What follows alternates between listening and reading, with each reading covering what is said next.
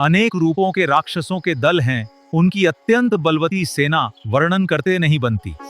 ये सब अद्भुत है। पुर रखवारे देखी बहु कपि मन किन विचार, अति लघु रूप धरो निसी नगर करऊं पैसार। नगर के बहुसंख्यक रखवालों को देखकर हनुमान जी ने मन में विचार किया कि अत्यंत छोटा रूप धरूं और रात के समय नगर में प्रवेश करूं। मस्क समान रूप कपिधारी, लंक ही चले सुमिरि नरहरि, नाम लंकिनी एक निशिचरी, सोक चले सी मोहिनिंदरी। हनुमान जी मच्छर के समान रूप धारण कर नर रूप से लीला करने वाले भगवान श्री रामचंद्र जी का स्मरण करके लंका को चले। लंका के द्वार पर लंकिनी नाम की एक राक्षसी रहती थी। वो बोली, बिना मुझसे पूछे कहां चला जा रहा है?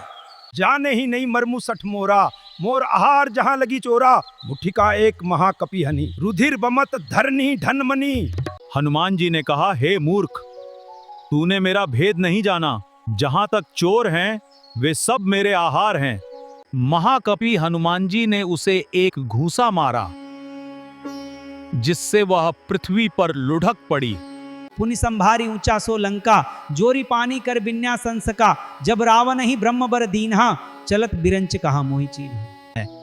वो लंकिनी फिर अपने को संभाल कर उठी और डर के मारे हाथ जोड़कर विनती करने लगी। वो रावण को जब ब्रह्मा जी ने वर दिया था, तब चलते समय उन्होंने मुझे राक्षसों के विनाश की ये पहचान बता दी थी। विकल होस्तै कपि के मारे, तब जाने सुनिशिचर संघारे, तात मोर अति पुण्य बहुता, देखेऊ नयन राम कर दूता। जब तू बंदर के मारने से व्याकुल हो जाए, तब तू राक्षसों का संहार हुआ जान लेना।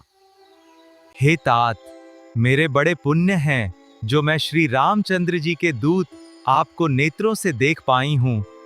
प्रबिसी नगर कीजे सब काजा, हृदय राखी कौशलपुर राजा, गरल सुधा रिपुकर हिमिताई, गोपद सिंधु अनल सितलाई। अयोध्यापुरी के राजा श्री रघुनाथ जी को हृदय में रखे हुए नगर में प्रवेश करके सब काम कीजिए, उसके लिए विष अमृत हो जाता है, शत्रु मित्रता करने लगते हैं, समुद्र गाय के खुर के बराबर हो जाता है, अग्नि में शीतलता आ जाती है। मंदिर मंदिर प्रतिकरी शोधा, देखे जहां तहां अगणित जोधा, गयो दशानन मंदिर माही, अति विचित्र कही जात सो नहीं। हनुमान जी एक एक महल की खोज की, जहां तहां असंख्य योद्धा देखे। फिर वे रावण के महल में गए। वो अत्यंत विचित्र था, जिसका वर्णन नहीं हो सकता। शयन किए देखा कपि तेहि, मंदिर महु न दीखी बैदेही, भवन एक पुनि देख सुहावा, हरि मंदिर ता भिन्न बनावा। हनुमान जी ने उस रावण को शयन किए देखा, परंतु महल में जानकी जी नहीं दिखाई दी। फिर एक सुंदर महल दिखाई दिया, वहां भगवान का एक अलग मंदिर बना हुआ था। शयन किए देखा कपि तेहि, मंदिर महु न दीखी बैदेही, भवन एक पुनि देख सुहावा, हरि मंदिर ता भिन्न बनावा।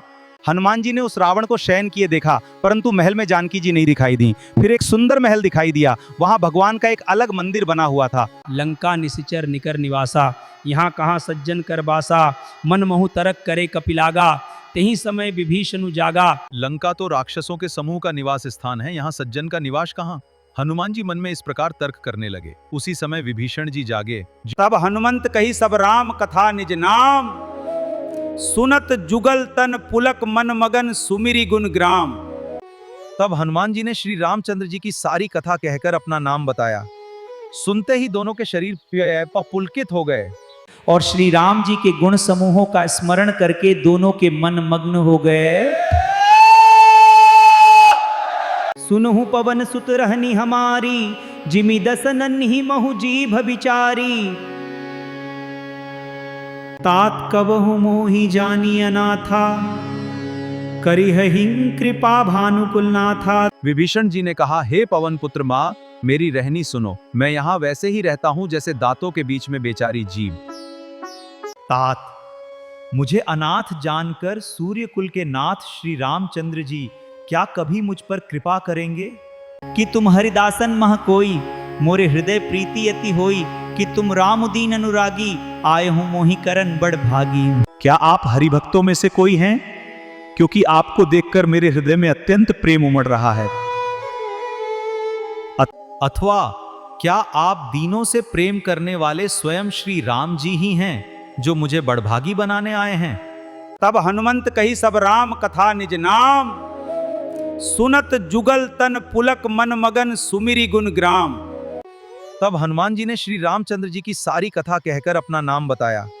सुनते ही दोनों के शरीर पुलकित हो गए और श्री राम जी के गुण समूहों का स्मरण करके दोनों के मन मग्न हो गए।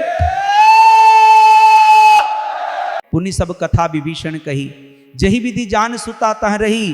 तब हनुमंत कहा, सुनो भ्राता, देखी चहूं जानकी माता। फिर विभीषण जी ने श्री जानकी जी जिस प्रकार वहां रहती थी वो सब कथा कही।